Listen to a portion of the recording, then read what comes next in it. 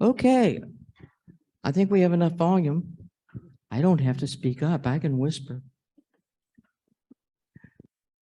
Okay, it's 6 o'clock. Time for questions and answers. So does anyone have a question to get us started tonight?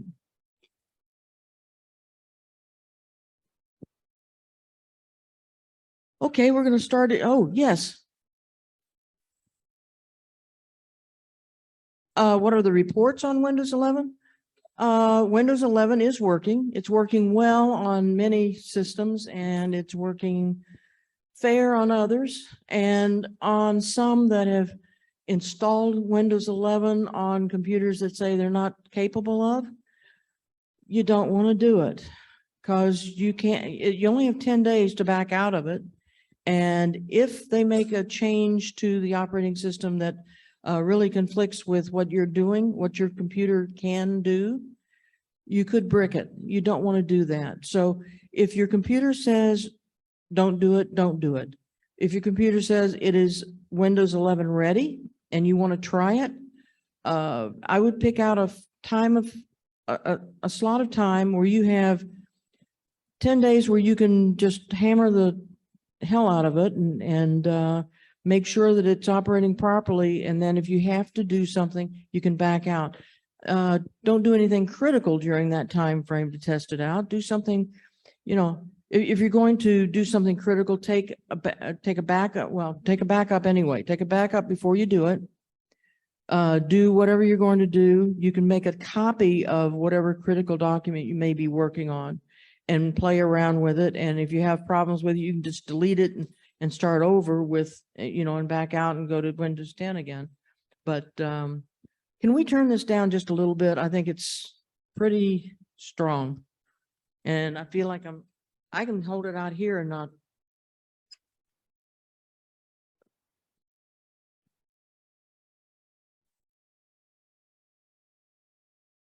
Hello, hello. Oh, well, it died. Now it's all, okay, you got it. Okay. I can hold it away from me. Yeah, it is pretty loud, isn't it, Gary? Yeah, we may want to tone it down just a bit. Can you do anything over here? Wait a minute. I lost it again. We lost it again. Anybody hear anything other than? Yeah, but not through the microphone. That's good. There you go. That's good. Thank you. Okay, where was I? We were talking about Windows 11.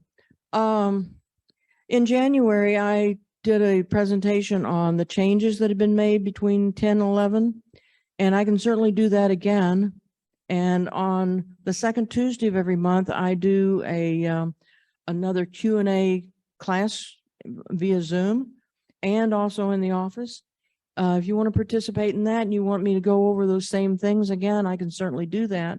Or if tonight we run out of anything to say, I can go back and pull some of those slides up and we can go through it again. But I guess the thing that I would say is that if you're happy with 10 and you don't want to risk anything, just stay with 10.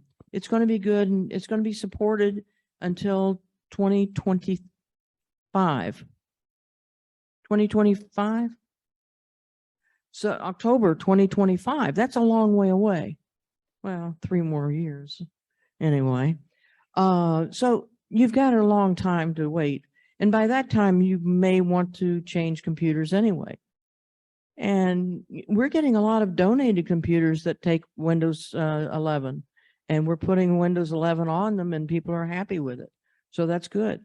We don't often get, well, some of our computers come in and they are very old and we can't upgrade them to Windows 10. What we do with those is we convert those to, if they're like an XP or a Vista machine, we'll convert those to Chromebooks. And they're great for browsing, for getting your email and those kinds of things. I wouldn't do anything heavy duty, but they're certainly good for that. And so, oh, we have a new audience member up here. It's a computer with a camera on it. That's good. we're testing out some new theories tonight. You notice I'm strapped in instead of using the wireless, and part of that is because that was part of our issue with the feedback. We keep testing things in our office, which is a different kind of environment, and everything works beautifully in the office. Everybody can hear us just fine. We get in here and we go, I know there's feedback coming down, and so we have problems. So we thought we'd just step back and start from scratch and work up. We've got a lot of our own equipment over here that we've brought in addition to the theater equipment. And so we're doing trial and error until we get all the pieces and parts put together. Okay, do you have any more questions? Okay, anyone else? Yes, Gary. Sure. Okay.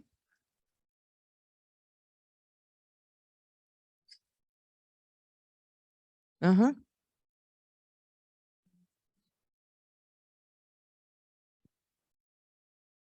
Yeah.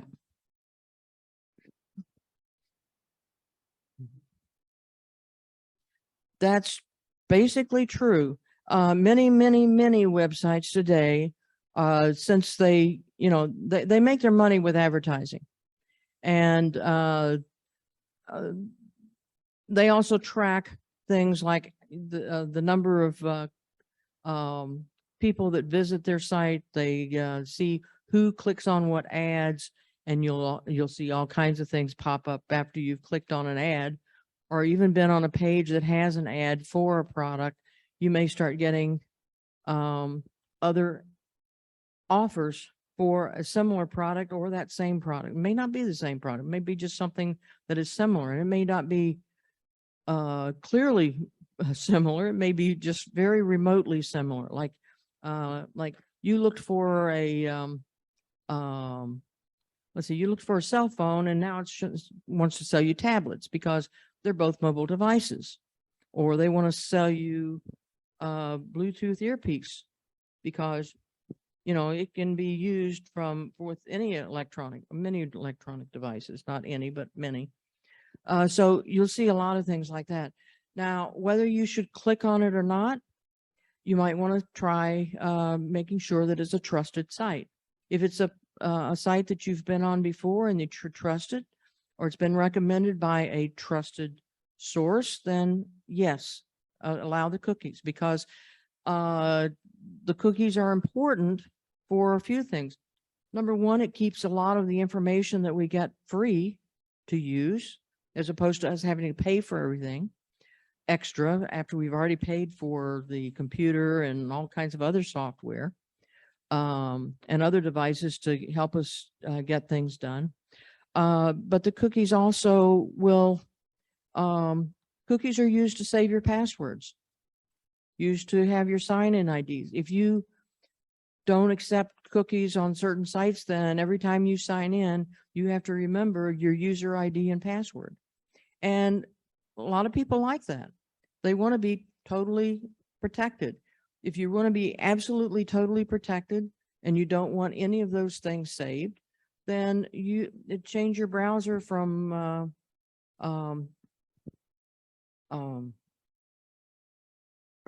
change it to DuckDuckGo as opposed to doing a Google search. So you can do things that are totally private and don't save any of that. Now, if you go to a site that has a little lock and it's closed, like a banking site, those are more protected. Those you may be saving your user ID and password. More often now, it'll save your user ID, but it will not save your password, and you have to enter it in. And in many cases, it does a two-factor authentication or a multiple authentication, meaning that in order to sign into here, even though you have your password, you also have to have a text message or an email sent to you on your phone or in your browser that you have to then open, get another key, and then enter the 5 or 6 digit number in order to get move forward. So you know, it's a two-edged sword. Do you want simplicity? Do you want to have, to be able to move from site to site easily? Or do you want to always be 100% protected? And so you kind of lock yourself into a cage, and every time you want to go through a new door, you have to unlock the door. I kind of like I like it to save my passwords for me. Now, if you see messages that say they're compromised, then you may go back and look to see if it's true. If you go to like the settings on Google Chrome or Edge, Microsoft Edge, or Firefox, Mozilla Firefox, any of those will have a way of going into your settings and getting your passwords and telling you whether or not they think that a password has been compromised because some kind of activity was going on that they think someone unauthorized has been using it. But if you see something pop up in your email box, and I'll show you, I need to get share authority. Oh, wait a minute. I've got to Zoom that first before I can do that. And I'm not on Zoom just yet. Oh, okay. What was the what was the question? Oh, I think the question was, should we click on cookies? Should we click on something that says you have to have allow cookies before you can see anything? Now, in some cases, you can still scroll up and down and you can see 80 or 90% of what you want without having to click on accepting cookies. But on something as small as your phone, that message is probably covering 2/3 of the screen. So you have like one little line that you can see, and that's not good. So in that case, you either accept a cookie or you just, you don't go through it. I'm not used to being wired. Okay.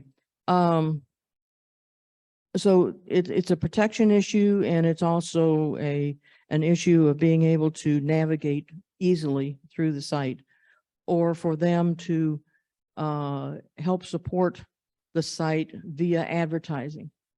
And I know all of us are pretty tired of being bombarded with ads, but if the ads are subtle and they're in the background, or they're way over to the right-hand side or the left-hand side, or on the phone, they're just in a little strip on the bottom, they don't bother me. If they're down in the middle of the picture and I can't see anything without clicking on it, I'll just leave the site and I'll go find someplace else to find the information.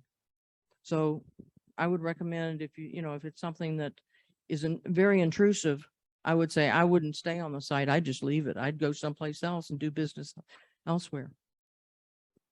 Okay. What I was going to show you, and I have to get into Zoom to be able to do that. Let me go. Oh, yeah, okay. Okay, let me do that. Okay. No, let me do it the easy way. Here. Oh, come on. Oh, I lost it. There it is.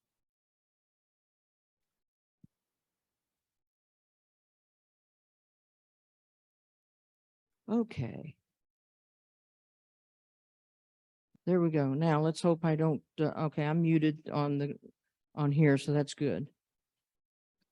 Oh, that's great. I like the video camera up there. That's great. So, let me see if I can share the screen. Okay. And I'm going to minimize this and this, and oh. Okay. Oh, good. Okay, these are a couple of email messages that I've gotten in the last week that says, we have successfully verified your shipping. I didn't order an iPhone, Yeah, I did not order an iPhone. Also, I have a shipment confirmation to me and it says, congratulations. I didn't order this either. So be careful when you see something like that and you say, I'm sorry, but oh, I had one that said, you need to re-verify your PayPal information. I'm sorry, but I don't use PayPal.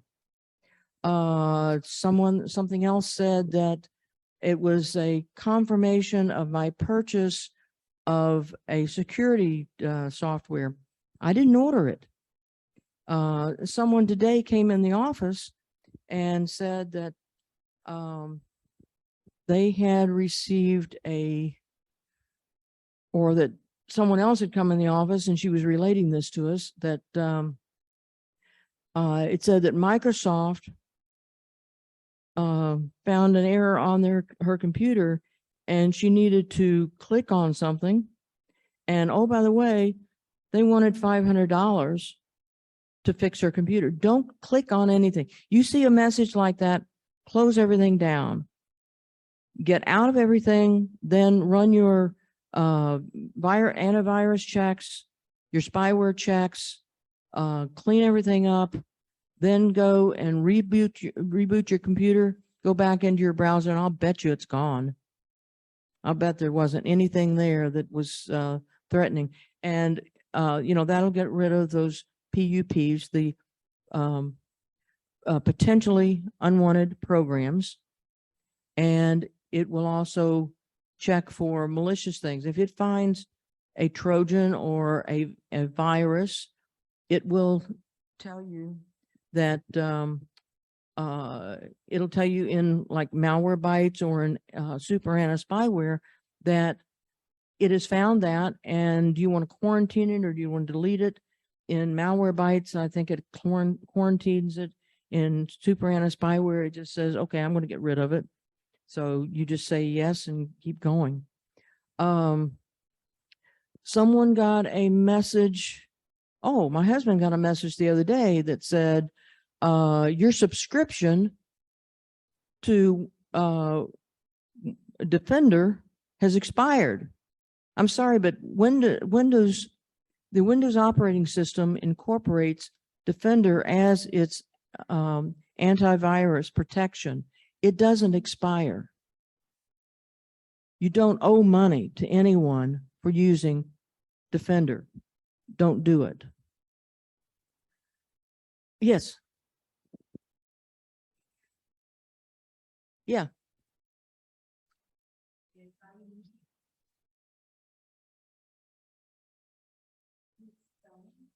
Mm-hmm. Oh, yeah. Mm-hmm.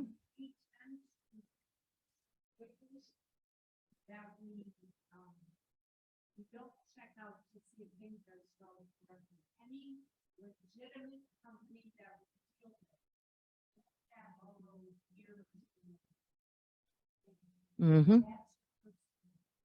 Another thing is that I haven't seen it well, I keep getting messages from someone pretending to be Amazon, but it's this is a little easier to pick up than something that was prominent a couple of years ago, where it would say it was from Amazon and it would ask you to click on it and it would give the website name, but the font for the A was different from the font of the rest of the characters.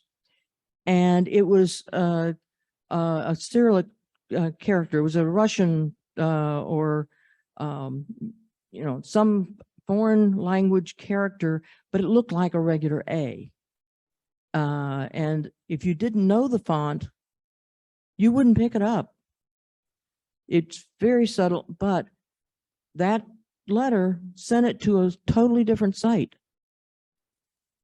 If you think about, well, most of you probably don't know, but each of the characters on your keyboard and your number pad and all your function keys, they all have a an ASCII code or a EBCDIC code EBCDIC or ASCII code. That's just a computer language code. They're also called escape keys. You know, you've got the escape key on there, but these are escape functions. These cause other things to happen. Every key on your keyboard translates to a different signal, a different combination of bits and bytes and so forth. That A that I was just talking about doesn't translate to the same A on my keyboard. It may be the A on a French keyboard or a Russian keyboard or, you know, some other language keyboard, but it's not the key that I would press for A, even though it looks the same. Yes.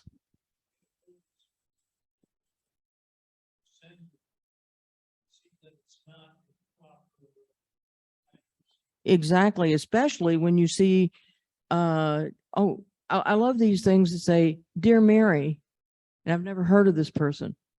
Or it says, Dear Mrs. Fleener, as opposed to, you know, my name. And anytime that somebody says dear in front of something, I think, okay, that's a spoof, because nobody who you know, in today's age, when we send an email, we don't say dear such and such, and we don't say very truly yours and, you know, in the salutation. We say, you know, Mary, John, Kevin, whoever, and you just write what you want. You don't put all those niceties that we were told, you know, when we were 10 years old that we had to do. So things have changed. Another one that I've been getting a lot of, and many of you probably have too, there are messages that say, oh, I had one the other day that said my Amazon account was being restricted. And you disconnected me, or I got disconnected somehow? Oh, sure. Okay. Yeah, we didn't need to be on that anymore. So it said my Amazon account was being restricted, or it was being canceled for some reason. And so I didn't click on that. I didn't go into the email. You could see there's a certain part of that message that you can see without opening it. I went to the Amazon site, pulled up my account, went into my account area, then went down to the notifications and read the notifications. There wasn't any notification similar to that. I have often, in the past, when I've received a message like that, I've actually sent an email or a chat message to Amazon or gotten on the phone with them and said, here's what I received, and I don't believe it's for you, but will you investigate? And they said, yeah, make a copy. Well, what I do is take a little snapshot and I send that to them, and they will trace it.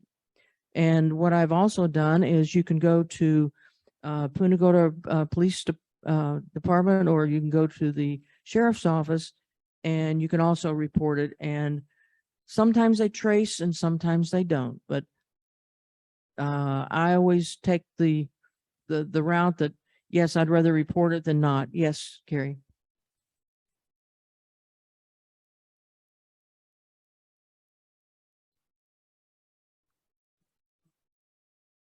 Exactly. Yes, that's what this gentleman was just saying a minute ago, that you see, you look at the who it's from, the sender's address, and a lot of times there'll be oh, if you see like a, you know, it's a .com, but it's .ru, that's Russia, or CH thing. CA is Canada. Yes. So, yes.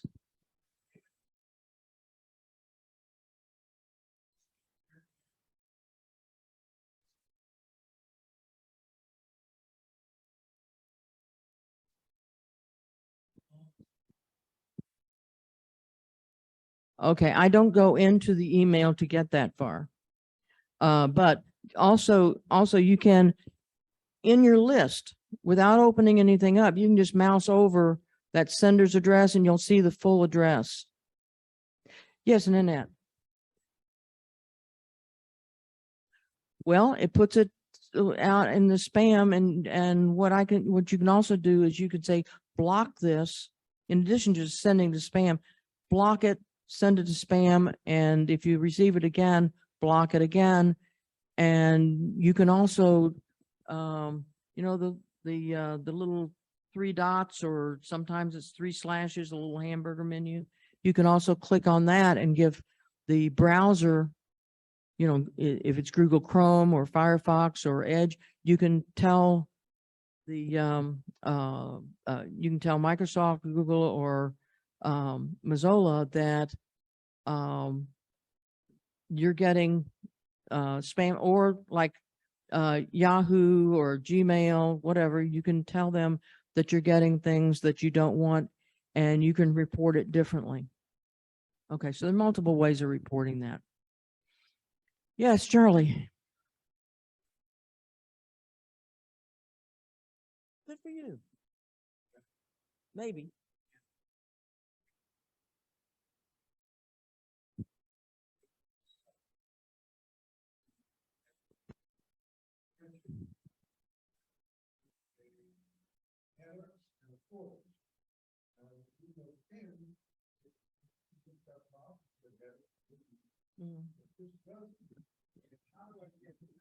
Okay, it's in there. It's just someplace different in the ribbon. They've modified the ribbons. So, and I'm not using 11, so I can't answer that question. But I can certainly look it up. And if you want to come into the session on next Tuesday, I'll have a little more time to work through it. Then we can do it right in the Zoom session or in the office. Well, there's a little question mark usually in the ribbon area. And let me see, let me pull up. Yeah, that's what I'm talking about. This is, well, he's talking about Office. So this would be someplace in the Office help. Or there's a great other tool that you're missing here. Go to YouTube and say, I can't find how to enter header and footer in Windows 11. Yes.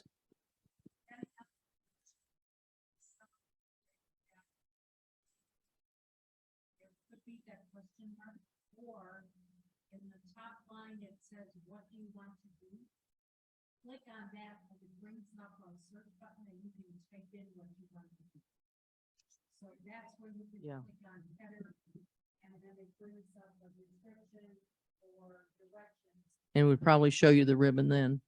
Yeah, that's a good point. One of the things that Windows 11 is attempting to do is to make things easier. So instead of the question mark and people say, well, what's this doing here?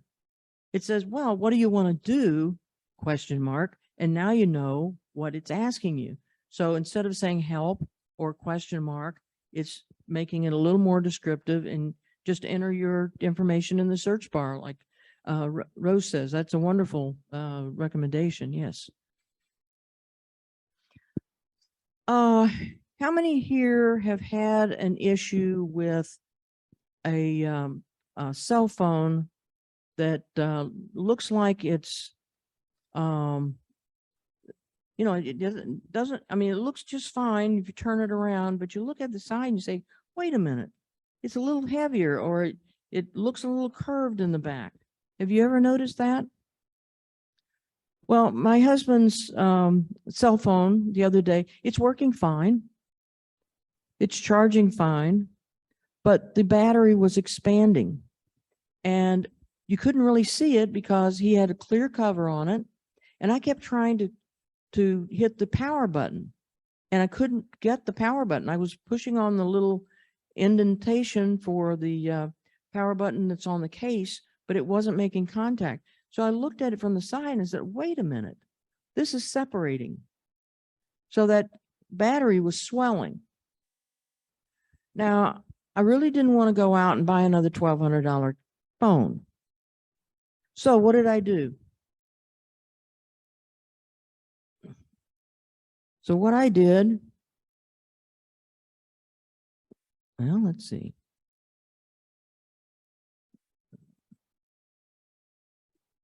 Okay, so I went on to Amazon and I found a kit to replace the battery. I received a battery.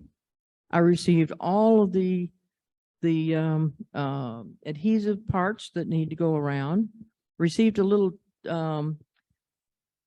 screwdriver and what do you call that? Spudger. This little blue thing is called a spudger. And but my screwdriver didn't look like this. It was really tiny. It was hard to use. So I got my own tools out. But you can see up here, now his phone did not look this bad. His was just barely separated, and you couldn't really see it until you took the case off. And then you could just see a really fine line. And so I bought this kit for $17. And the only other tools that I needed besides what was in this little kit was I needed a hot air gun, or like a hair dryer, and I needed 99% alcohol. You need really pure alcohol so it doesn't leave any sediment in there. So I got it the next day. I drained the battery to 0. So I wasn't going to, damage anything. I pulled the thing apart, and it wasn't that hard to do, as long as I took it very carefully and made sure I heated all that adhesive around there to pull everything up. I took it apart. Putting the battery in was really easy. It's a very, one little connection, but I had 18 tiny screws to take out. And I mean, they're tiny, but they're really deep. They're like, I couldn't imagine that some of the screws in my laptop are like, like a 32nd deep. And these were like, almost a 1/4 inch deep, but the head of it was almost non-existent. So that was a little bit of a challenge, but taking the thing apart and putting it back together. So for $17, I have basically a new phone, as opposed to having to go out and buy a brand new one. So now they also sell, I could buy the front too, if it was cracked, or if the back was cracked, but I didn't have any cracking issues. It was just a swelling, and it wasn't that much of a swelling. It was just, and when I took the whole thing apart, the battery, I could see that it was, and when you felt the battery, it was all nice and solid, but there was a little bit of a gas buildup between that cellophane layer that goes around the whole thing and the battery itself. So it built up enough gas to separate the back from the rest of the phone. So before you go out and spend a whole lot of money on something, find out if there's another way to fix it. And now, if I had sent this out to, a shop to have fixed, it would probably cost me $150. I did it for 17, and it's working beautifully.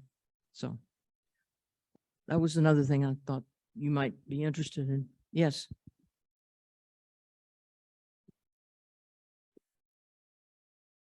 Yeah, you have an enclosed battery now, right? You have a newer laptop that's okay. Do you have a removable battery then that you can get to from the outside? Okay. The removable batteries, they have like a little lock on the on the underneath side, and they're usually let me get out of this. I don't need to share it any longer.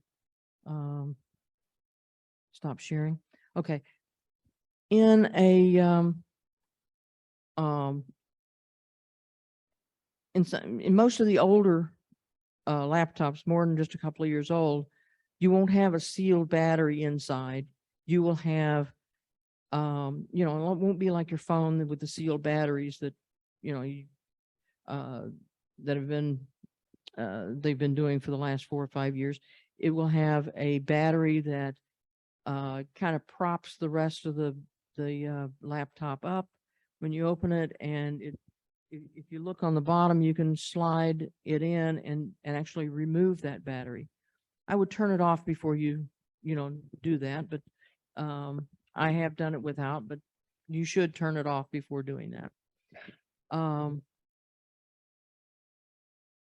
And some laptops you can actually run without having that battery attached. You can just plug it into the wall. As long as you have a wall outlet, you can still run it. There are others that connect from one pole to the other through the inside of the laptop. So taking the battery out means you don't have any power at all. There's no reserve. But if that's happening, one thing I found is that I was working on another friend's laptop about a month ago, and when I started pulling everything apart, I noticed that the battery, instead of being separate and maybe glued into the base, it was glued into the bottom of the laptop, so I couldn't get the bottom off. Now that I know that you can get it off with alcohol, you want to be very ginger with it. I wouldn't pour a whole bunch in there. Make sure everything's discharged, make sure everything's good. But I use just a little tiny little straw and just dipped a little, a little bit of alcohol in and filled that little tray and loosened it. I must have had maybe a quarter teaspoon by the time I got enough of it in there to loosen everything, and just gently raise it up and get it out of there. And then let everything dry, completely. I wasn't going to use my hair dryer to clean it out because I thought, okay, alcohol, heat, I don't want to start a fire by, lighting it up with a hair dryer. So I let it dry completely and then put everything back together. But those tiny little screws that are really deep and really, really small, real thin, were very difficult to line up. I had 3 screws on one side. I had to keep taking the whole thing apart and moving it over a little bit and put those screws in first and then work on the other side, because doing it the opposite way, I was getting screws in sideways, and even having a tiny little head, out of place that isn't recessed, it was going to push that back out again. So I didn't want that. So there are some things you have to be careful of, but it is possible to do. Yes.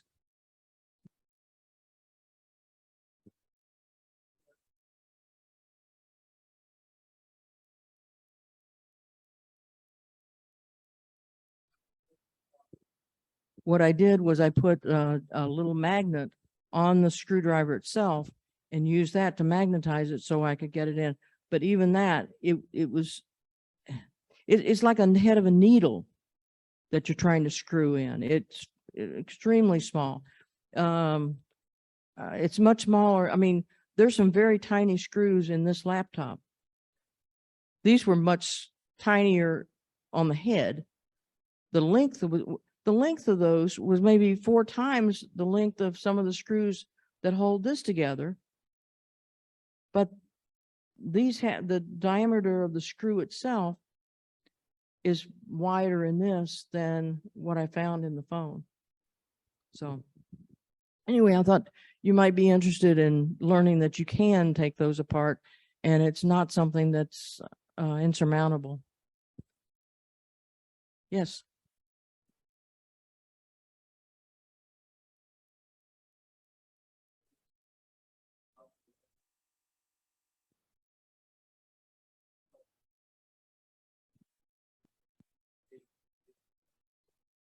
Oh, that's good to hear. Yeah, that's good to hear. Yeah, I know. I've tried to find some specialized batteries before, especially for an older cell phone, and they couldn't help me at all. Yes. Oh, I'm sorry. He said that Batteries Plus now offers to repair cell phones and will replace the batteries. And he said it's not that expensive. So that's a good place to go. Yeah. So if you have that issue and you don't want to try it yourself, go to Batteries Plus and see if they can do it for you and what they're going to charge. Okay. On Zoom. Those of you on the Zoom, actually, if you want to ask a question during the Q&A, go ahead and unmute. You should be able to ask a question. And you'll see it and pay it, if you're on Zoom and you want to ask a question, you can go down to the bottom of the screen and click on the reactions. And there's one that's raise your hand. So if I do this and I raise my hand, you'll see that my image here now has a raised hand. We'll see that. Or you can also go down and you can click on chat and you can enter a question in the chat session and we'll also see that. So those are two ways that you can ask questions when you're on Zoom. And you can unmute if we don't pay attention to you, so. Okay. Anyone else have a question? Yes, Gary.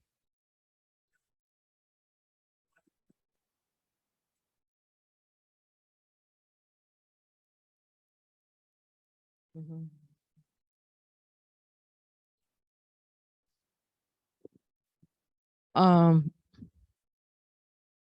Mine is fairly low also, and I kind of like it that way because I don't like things blaring out.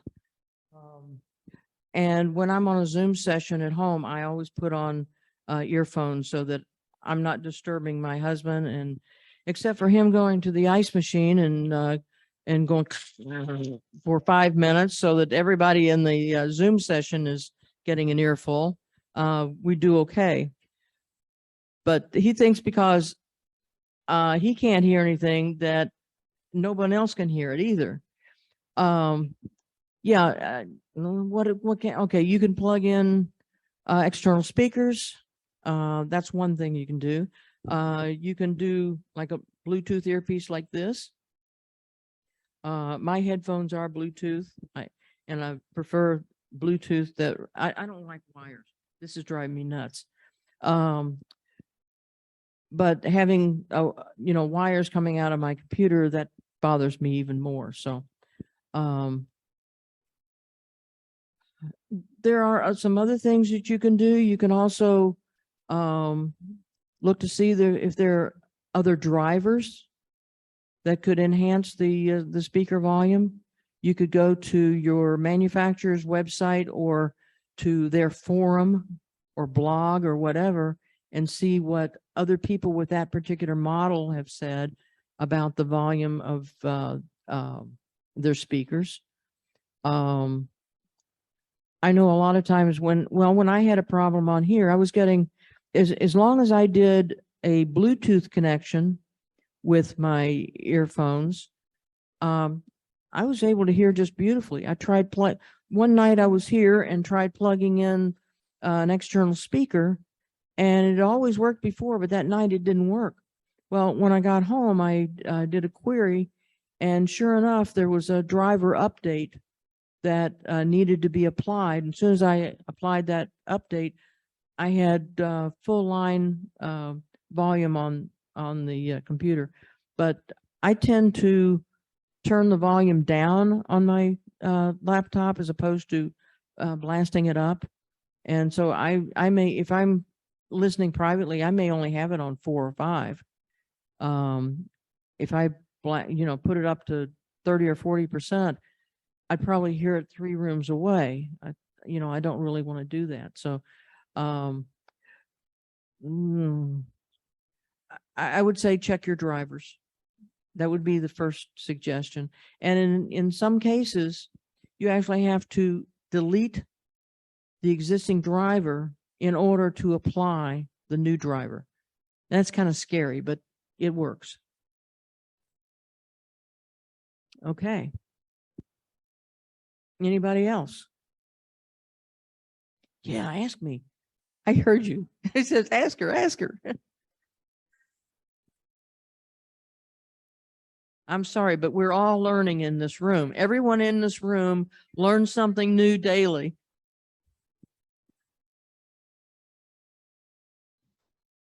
I got my hand raised. I guess nobody saw it.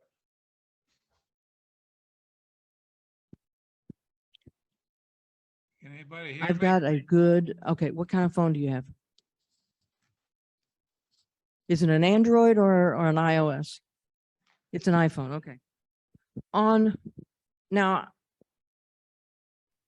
I was having trouble hearing certain things on my phone. The volume would go down and then it would come back up. So I downloaded, now I'm on an Android. I'm on a Samsung Note 10 Plus, but I downloaded an application called Loud My Phone, and I don't believe it's available on iOS, but it is on Android, and it is really good.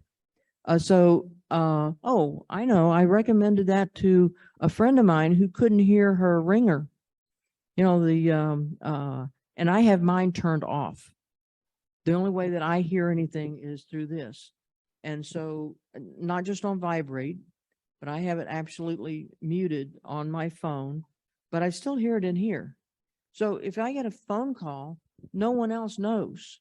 And I can either answer it or not answer it, depending upon whether it's you know, someone that I know and want to talk to, or it's an advertiser that I don't want to talk to, or it's I get a lot of calls that say potential spam. I'm not going to open that. I'm not going to answer that phone call. It'll go to voicemail if they want to get hold of me, and I can listen to the voicemail. So there are multiple ways that you can, you know, you can find out who has called you without actually answering the phone. Okay. What is it that is not, is it that you can't hear people talking, or is it you can't hear your ringer, or what is it? Okay, hey, you've checked your settings.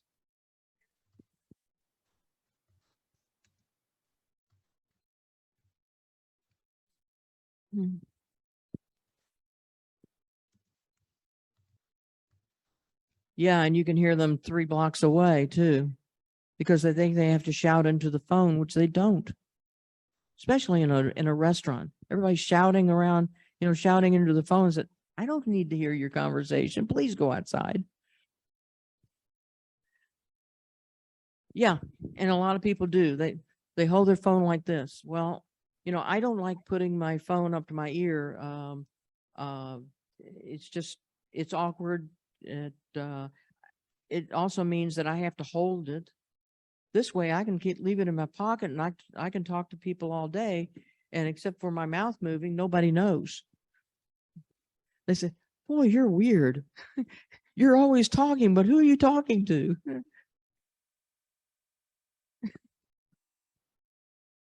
It's okay. It's like any other Bluetooth device. Your mouse is a Bluetooth device. Keyboard can be a Bluetooth device. Unless you have a wired mouse or keyboard. I like to have it Bluetooth. This, when I turn this on, and I put this on, you know, first thing in the morning, and it comes out sometimes after I'm in bed, but you know, I'll have it on all day, and you know, it says it has 7 hours of talk time. Well, I can go all day and I can watch YouTube videos and use my remote control on my TV and listen privately on this without disturbing anyone, and it'll last all day. So even though it says it's 7 hours, it really lasts me 18, 19 hours. So it's great. But it's like any other, okay, if you have a remote control at home and you had to pair it to your TV, okay, that's Bluetooth, or it could be Wi-Fi connection, either one. And all it does is pair it, and on the TV, it'll say enter your code, and it's probably going, that's probably a Wi-Fi connection, because it'll say go to some website and get the code, or have it sent to your phone, and then you enter it on the screen or at the website or on your phone or wherever. Those are connecting through a method of transmitting without you having to have a wire running across your living room floor. Yes. Larry, what is your question? Wait a minute. Have we answered this one first?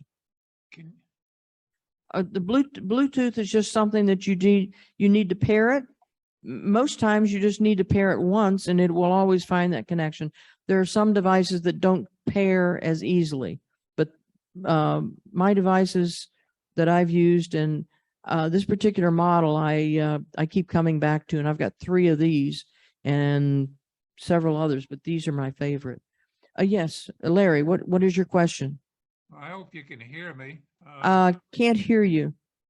Can you either turn your volume up or can you put it in the chat session and we'll answer it? Okay. Larry, we can't hear you. If you could put the question in the chat session and Mark will pick it up and he'll ask the question for me. While Larry's typing up his question, anybody else have a question?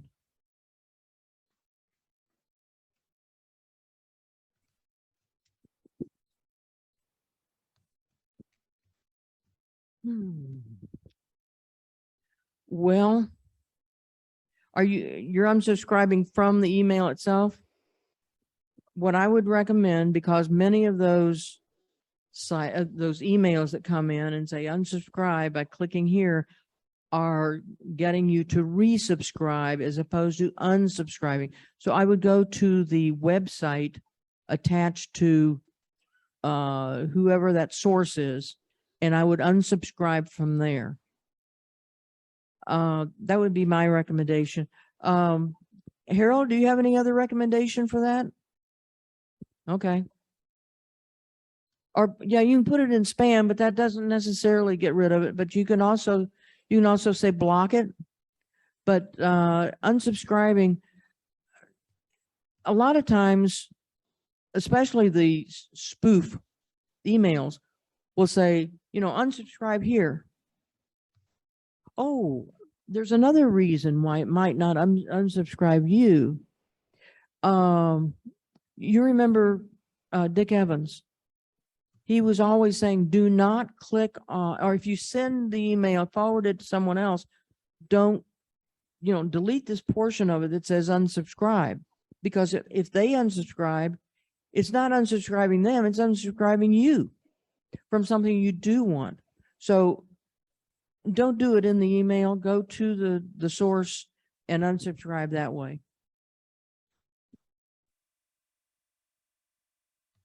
Yes.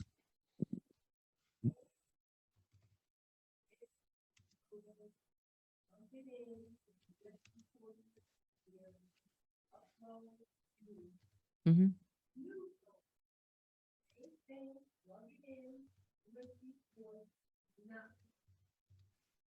What kind of phone is it? What are the old and what are the? Okay, what manufacturer? Okay. The reason I ask that is that Samsung has a really nice way of doing that. You can transfer everything from one Samsung phone to another, basically magic, it's just there. Other Android phones take a different route and it's a little more awkward. You might want to go to the Motorola site and see if there's any conversation where other people have asked that same question, or go to YouTube and see if you have something that's, now are they both Motorola? Okay. And who is your carrier in both cases? They might be able to help you also. So, and there's another way that typically you can put a USB cord in one device directly to the other device, and you can tell it old to new. But you have to make sure you're not doing new to old, and wiping everything out. Make a backup first. But why would you not be able to port it down from your computer? There may be an intermediate application that you need to download to handle that. Kind of like iOS likes iTunes or whatever they're using today, and I absolutely hate iTunes. So it may have to go through that application before it recognizes it on the other side. And right now I've got some bricked iPads and iPhones because it wants me to go through a process that I no longer have access to. Okay, anybody else? Okay, you're still keying it in, Larry? Yes. Okay, I heard.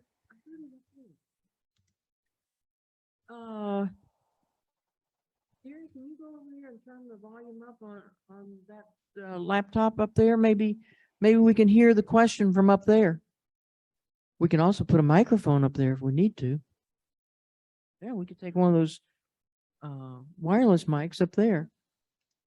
Because they work, the wireless mics don't work real well underneath these speakers, but they do work pretty well out in the audience. So we might be able to put a microphone up there. Because I can hear his question up there, but I can't hear it from, well, wait a minute. I have all my volumes off. So let me try. Yeah, let me try this.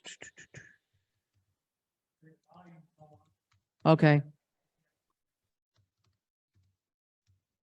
Okay, let me turn the speakers.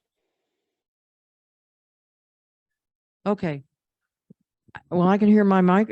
I can hear the microphone, but Larry, can you talk and see if I can hear you? Hello. Hello.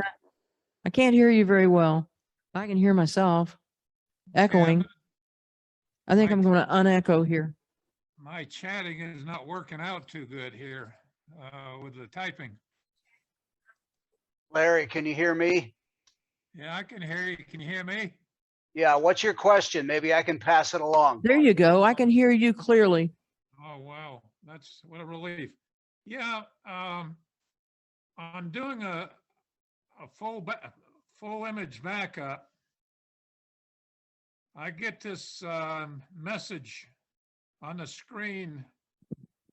When it starts, it comes back with this message. It says, checking the petition, found errors on one petition without a drive letter, parenthesis, unknown petition. Then it says, click OK to create sector by sector backup or cancel the backup.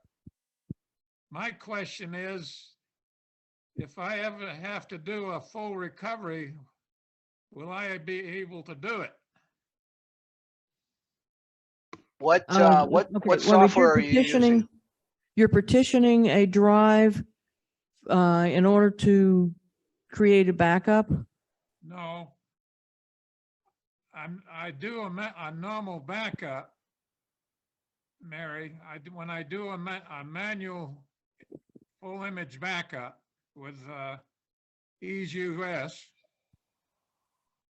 after it starts a little bit, it gives back this message every time. It says and checking the petition, found errors on petition. What size drive is it? Larry, what size drive? It's a C drive. It's part of the Oh, computer. it's your native drive. Yeah. Wait a minute. Where are you making the backup to? I was assuming that you were doing it to an external drive. I'm doing a normal full image backup using EaseUS. Okay. Okay. Fran, do you use EaseUS? I use Macrium. Yeah, well, I've had trouble with Mac, but EaseUS,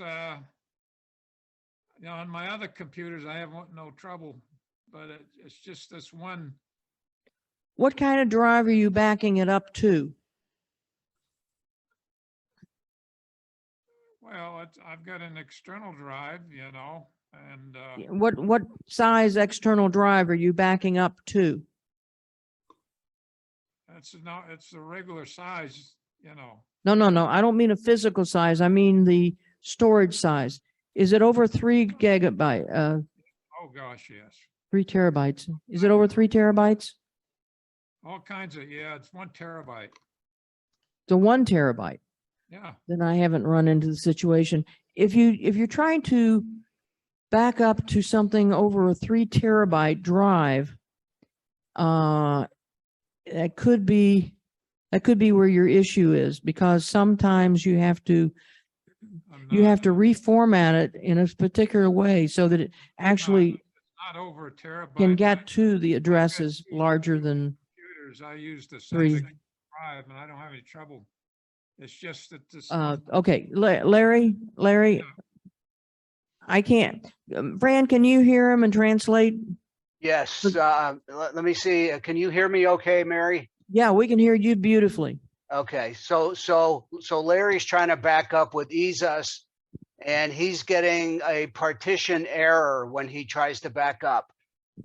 So it asks if he if he wants to do a sector by sector backup or something else. So he's worried about whether he'll be able to, recover his hard drive if something happens. Okay, So it's these partition errors that, we're not too sure about. If this is on his C drive, something's going on that EaseUS is seeing problems with the partitions on the C drive. I don't know the answer. I'm having some problems understanding that, because if he was having the problem on the he's having the problems on the source drive, which is his C drive, as opposed to the external drive, which is the destination drive. If he was having troubles on the destination drive, No. I would have a little better understanding of what was happening, because I've had that issue before, and it has to do with the addressability of larger drives. No. And some of the older drives, you could, it might say it has a 5 terabyte capacity, but you can't get to anything above 3 terabytes. Yeah, well, he's saying his drive is 1 terabyte, no more than that. Yeah, So, and it's an internal drive it's a C drive. It's his primary Yeah. drive. Larry, can you message me your email address and I'll try to follow up with you? Sure. Harold, can you answer the question? He understands it perfectly. I use the same- Larry, send me your email address through the messaging system here and I'll follow up tomorrow or, whenever we can talk about it. God love you. I appreciate it. All right, I'll write it in chat here. I'll put the email in chat. Is that all right? That's fine. Thank you. Harold is not on Zoom at the moment. Okay. Okay. Thank you. Okay. It is after 7 o'clock, so it's really time to start our next meeting. I think we'll quit this now at this point and take a 10-minute break and then come back and relax, get something to drink. My throat's getting a little dry, and be back here in just a few minutes. Okay. Thank you.